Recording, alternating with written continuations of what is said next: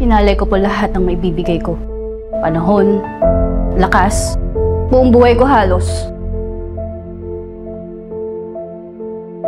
Kasi diba, akala nung iba, kaya tayo nag-hospital. Kasi for experience, para makapag-abroad. Eh mga nurses tayo, kahit saan tayo lupalop magpunta.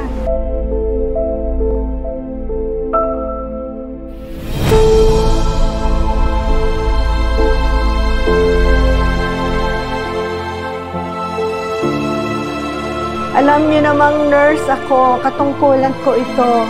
At hindi ko to iiwanan, lalo na ngayong panahon na ito.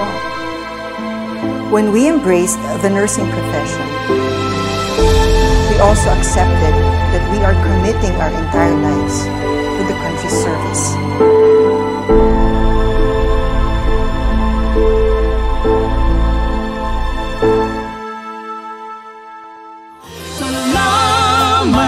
Salamat sa iyo, buong wagas ang pag-ibig mo.